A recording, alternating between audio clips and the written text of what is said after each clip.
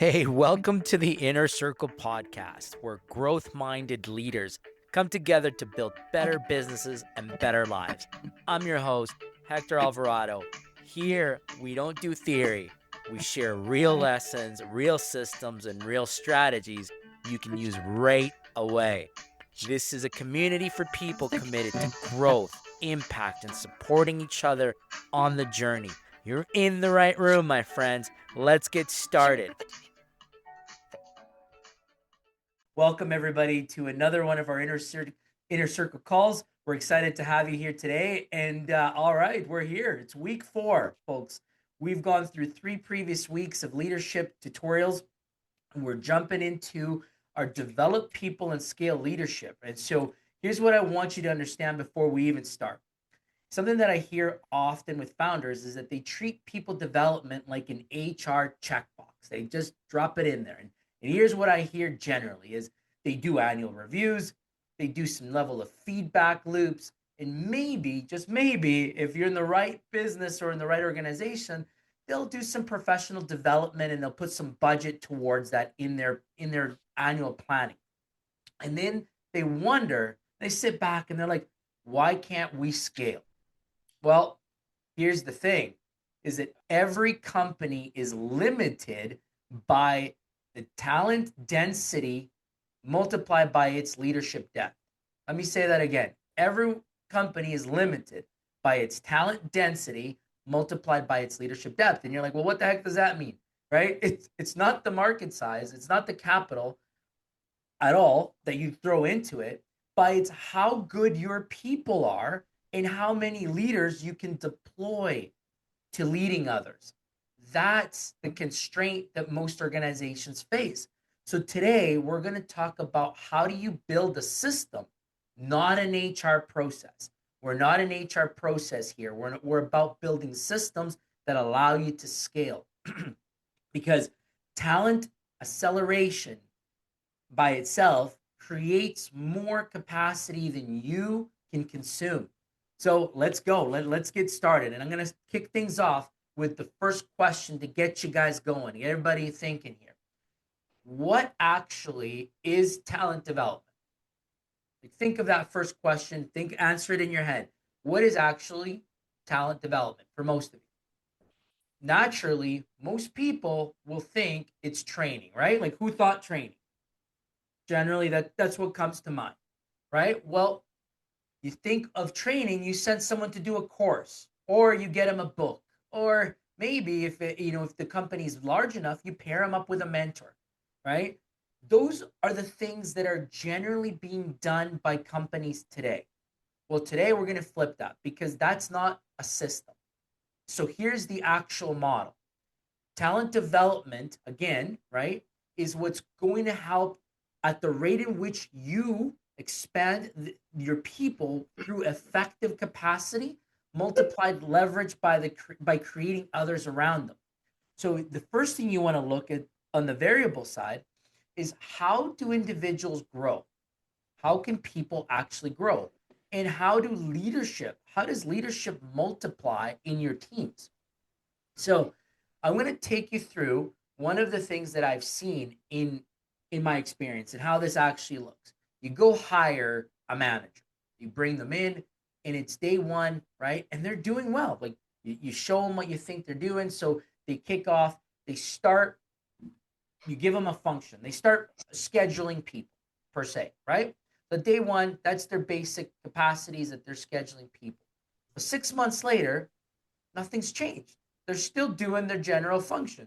They're still just scheduling people and doing the baseline of what you've asked them to do.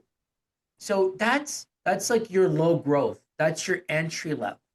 But you want them to start thinking about how do they start to grow themselves and how do they start to grow others around them. So fundamentally, the scenario has to change. You have to start defining for them what is the path of growth. Day 1, you come in, you start to schedule people. That's a task that you're managing.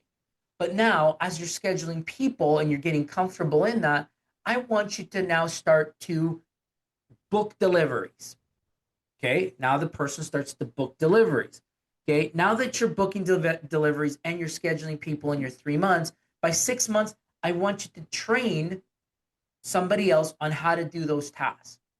You start to force fundamentally training of others into an organic task. And why would you want to do that? Because now you've expanded the capacity of others within your teams to start to train and develop others within their roles. And so this starts to naturally, organically grow people the trajectory. So in one section, you might have a company that hires one person. They come in for 6 months, all they're doing is task one. Another company where they're coming in and now you're layering in more tasks, but you're also pushing them to scale people upwards through those tasks. Now you're starting to grow. You see the difference? That's what we're talking about today, is optimizing for growth. So the key insight here is that growth is not random. It's a function, and we're going to do this through three things. The first ingredient, the first thing that we look at is what rate are you giving people problems beyond their current capacity? So are you challenging people outside of their current role is the first thing that you want to talk about and that you want to implement. The second one is around feedback density. How quickly do they get high quality input on what's working and what's not? Right? How quickly are they hearing, hey, this is working, this is great, keep it up, or that's not working, you need to pivot, you need to do better in this. Right? The rate in which you're giving people that type of feedback is really important because it's going to start to really challenge that individual for growth. So the next one is whether they understand the concept. So what's the context depth? Do they get it? Whether they understand not just to do, but why it matters and how it connects to the bigger picture. So if you get all these things right, your growth, man, it just multiplies. It just takes off.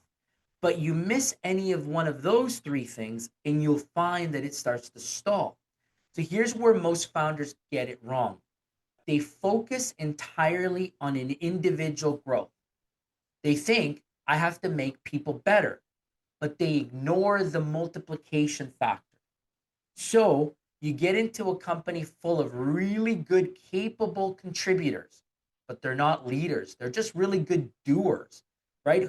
If you think of most companies, they have like all these good doers that all of a sudden get promoted to leaders, but they haven't learned how to develop and how to lead others, so they fail at being leaders. Who's seen that in their workspace before? Like, just raise your hand if you've seen it, right? I've encountered this many times, and people get promoted outside of their capability because those organizations didn't scale them the right way.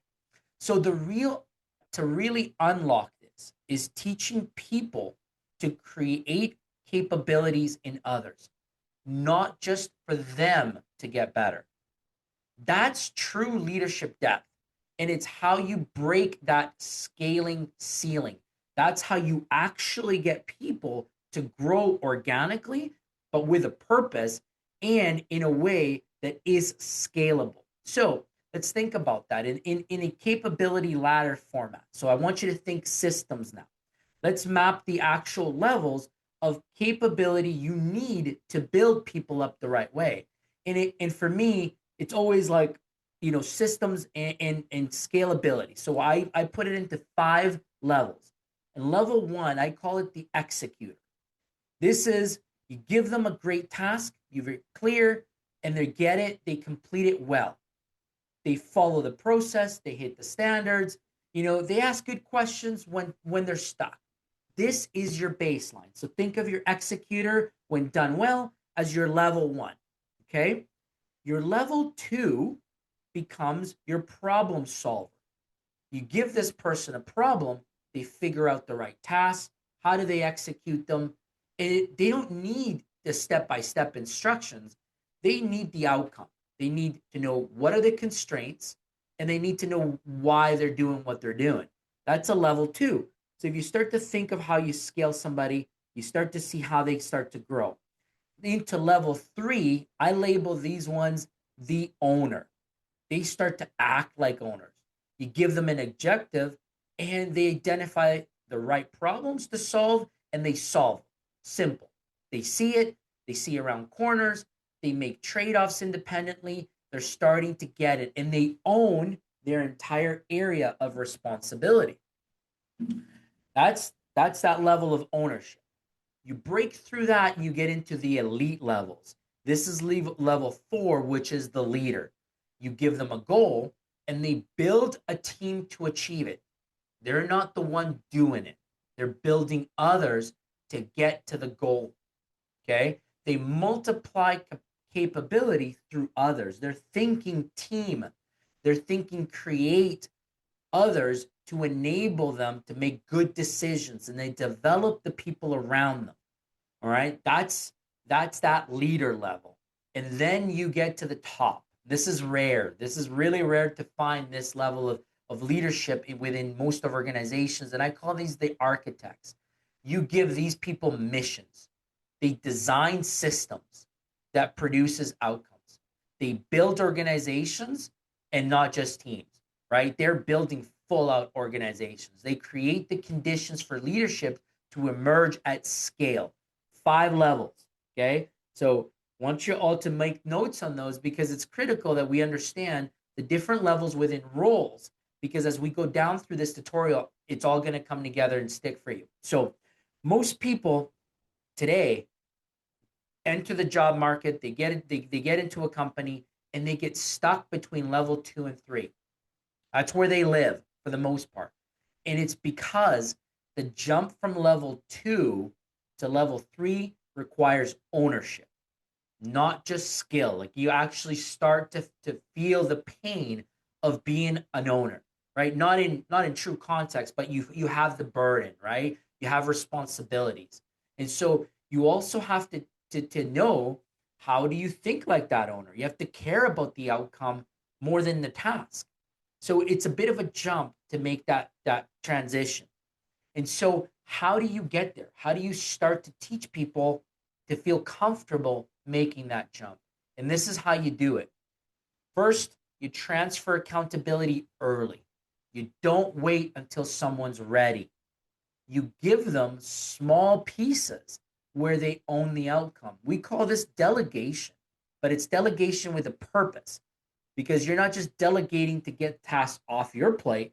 You're delegating to develop those people for them to grow. Okay. You might say, hey, you're now going to be in charge of this section, this area of a task. It might be like time management or time deliveries. This is your area. You're going to own this one. Whatever the outcome is, Bob, you got it. Okay. And now they own that. Now it's clear that they're responsible. It's not me. It's no longer me. Bob, you got it. I'm going to be here, but you go do it. Okay. Step 2 of this is they build context, not just for capacity, but to show them how they run the business, how they connect to that business and how they're accountable for it. And they built metrics that allow them to see the why. That means that they have KPIs that trigger all the moving pieces, and they give them the information that they need to guide them. So all this looks good, right? Like you get it, you're understanding how your people are developing, but they still need to get up to the next piece and the next step, which is holding the standard. We talked about this a few weeks ago, and holding the standard was critical to the success of your teams and your culture, not the method, right? Tell them what winning looks like. Don't tell them how to get there. Let them figure it out. That's where ownership comes from. And now you're cooking. Now you're jumping into those, owner leader levels. And this is the hardest transition of all, because you're asking someone to stop doing and start enabling, to get their dopamine from other success. That means that they're not riding their own high anymore, right? They're not there. They're getting it through execution of others.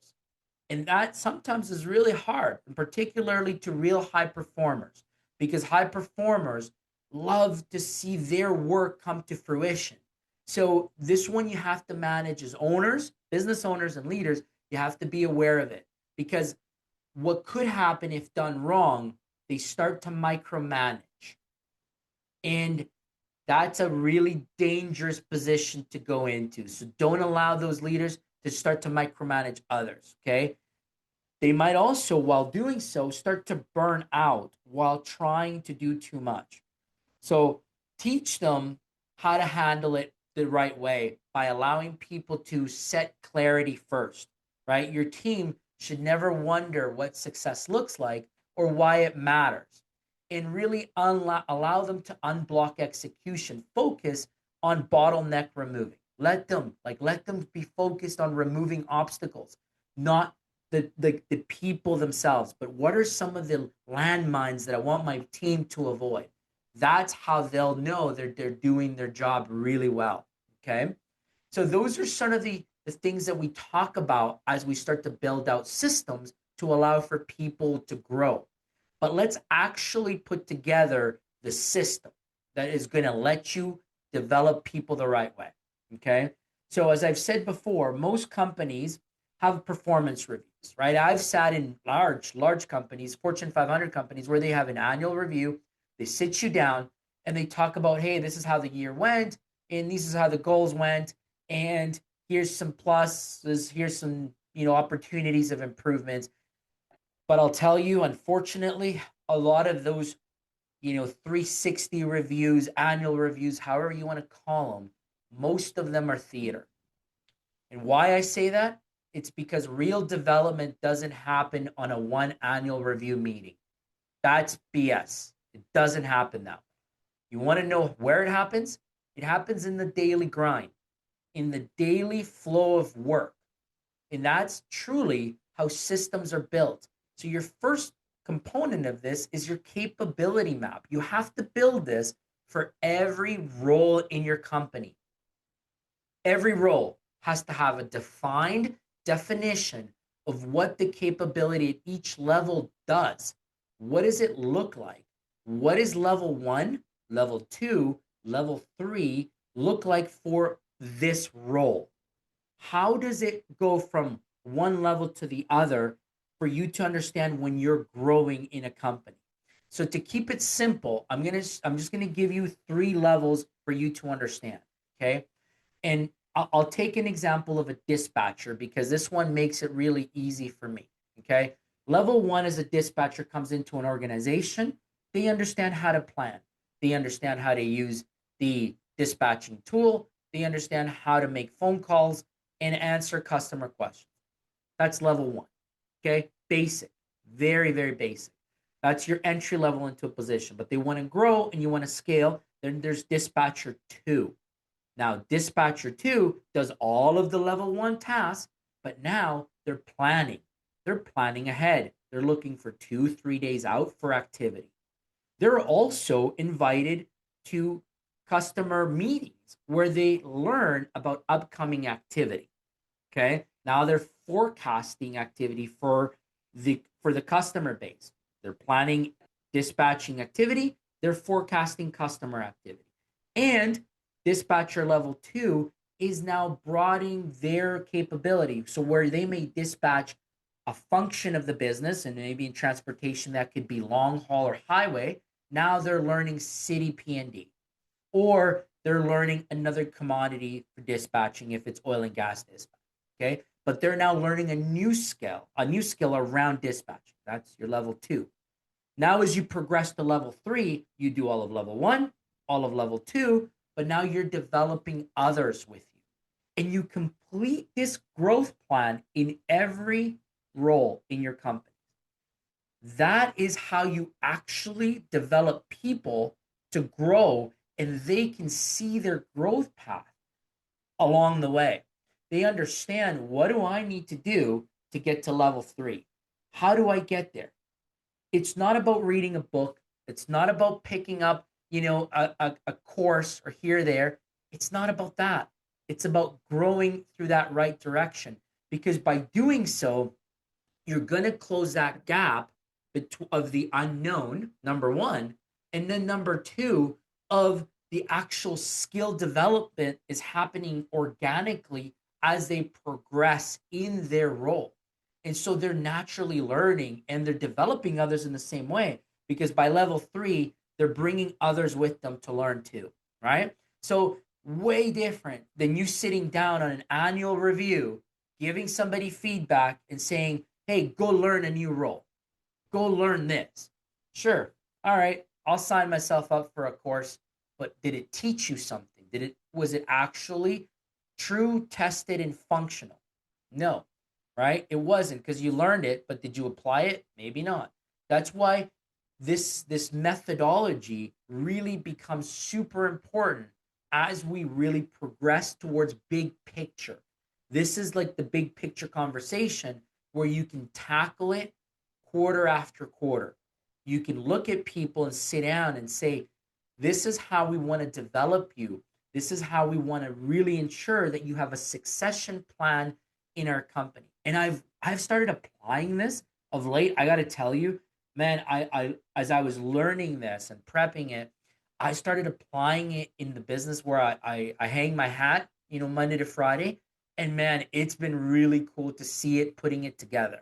I could see how now I'm going to leverage the individual learning to have them grow as people and really grow as leaders in the company. So that's how you really take it to full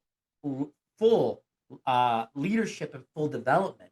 And you start to really leverage the mechanism, right? And that's how it becomes scalable, because you don't need to develop just people. You need to develop people to develop people. That's the only way this becomes scalable.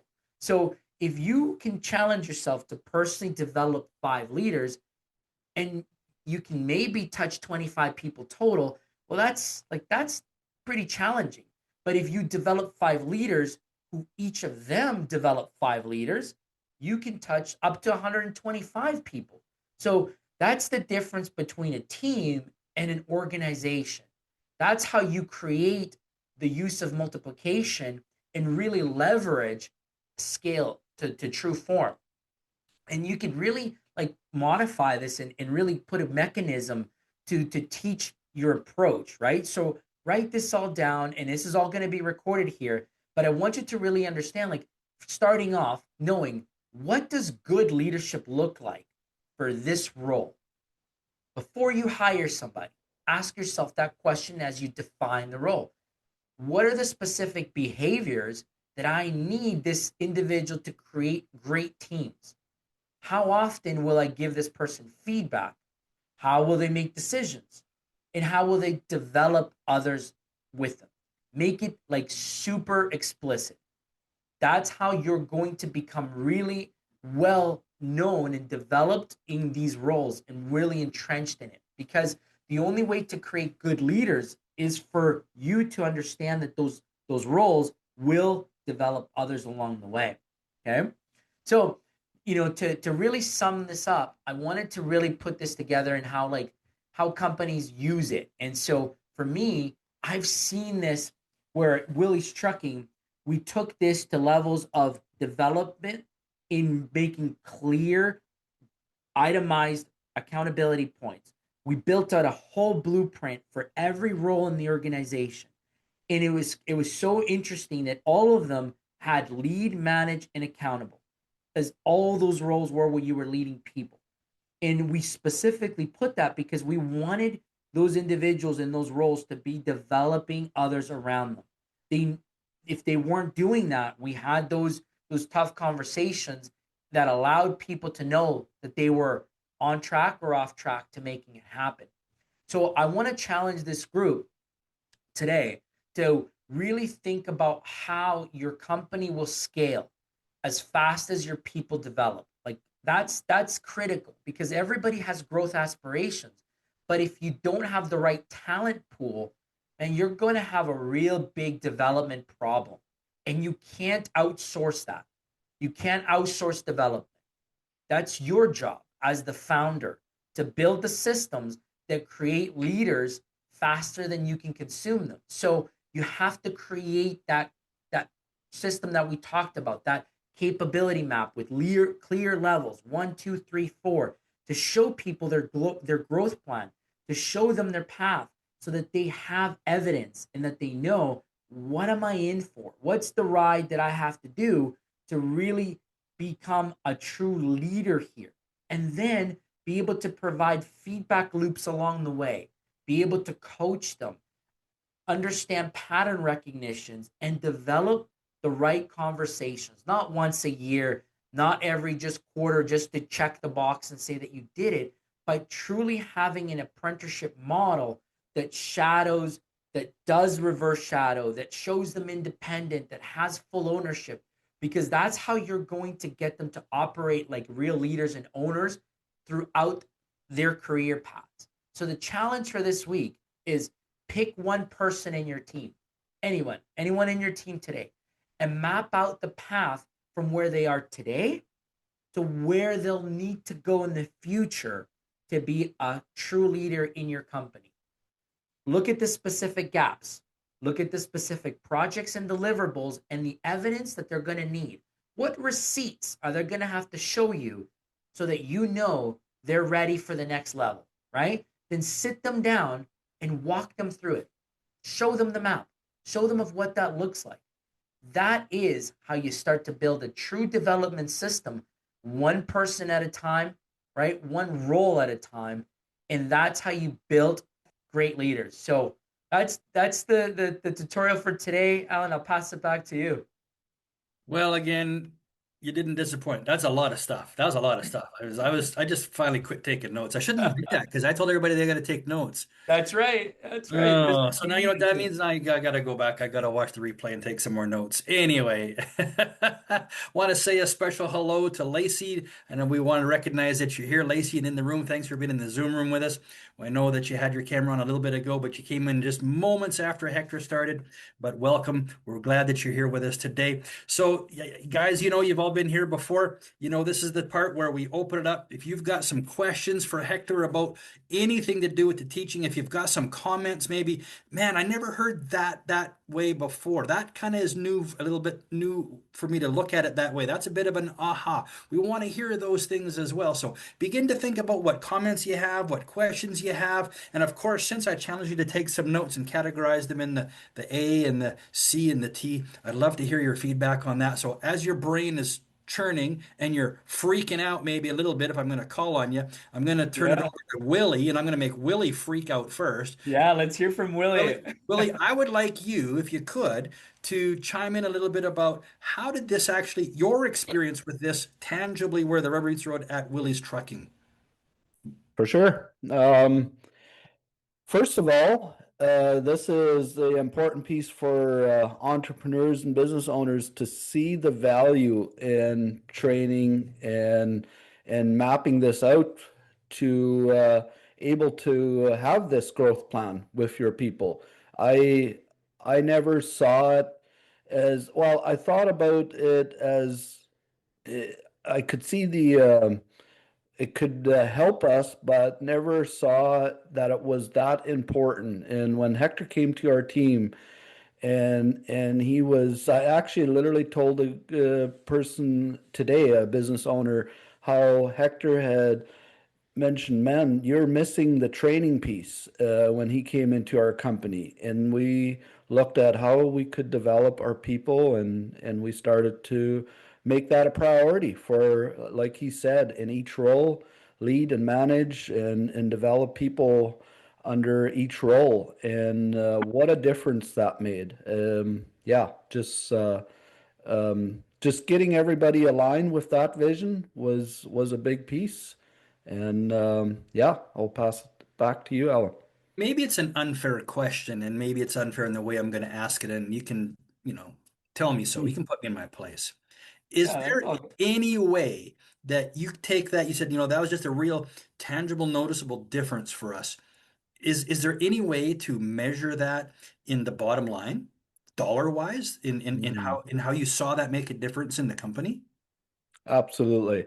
Yeah, and that's exactly. We started getting a lot more efficient with with what was happening and where we saw where training was enforced or done, how we got so much more efficient with in for an example in truck drivers, and just making them aware if they broke something, well, how could we do this differently next time? What could we learn from it? And just always um, train, help with load securement training and whatever all. We implemented all that, and where we started seeing our accidents go down and freight being damaged and actually, yeah, how we could be better on time with our freight deliveries and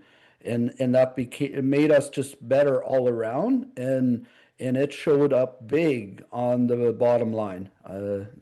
Yeah, for sure. I love Does that. So you could actually say that having a tangible, intentional process to leverage leadership growth had a direct, measurable impact on profits in the bottom line. Yeah, Big time. absolutely. You know That what? is so good. One of the big ones here is we're talking about bottom line impact and how do you measure this? And it's one that every business has to endure, and that's turnover, right? There's turnover because you lose good people because they get, caught on a opportunity somewhere else when they're not sure of their growth plan local where they're at, so they go chase the new opportunity. But if you develop them right, then they stay with you, through that path. And then secondly, what you see is that you are now developing future leaders and you're promoting from within. So you're not having this downtime when you hire outside leaders to come to your company because you've have them there. And so that downtime of that learning curve gets reduced because they're already there. They're leveling up. So they're just moving on to the next project. So there's no downtime that you can measure from a real true dollars and cents. That feeds the bottom line directly, right? And so those are some of the key measurables that you could speak to and point to, Alan, and say, yep, here it is. Like turnover went down. We promoted people from within. So we saw this. We saw our culture go up. We saw our efficiencies grow up. We didn't have to go spend money on recruiting because we had them here already. We developed them. Beautiful. I love it. Well, let's open it up to the room then and get your comments, get your feedback, get your questions. That's a wrap for today's episode of The Inner Circle. If something in today's conversation resonated, inspired you, or gave you a breakthrough, please share it with someone you care about. The right idea at the right time can change someone's business and their life. So make sure you follow the show, leave a review, and stay connected with us because this community is built on relationships, real support, and real growth together. Remember that clarity means nothing without action. So choose one insight from today, put it into motion this week, and notice the shift. Thank you for being part of this journey, for showing up for your growth, and for being part of the Inner Circle community. See you in the next episode, and let's keep growing together.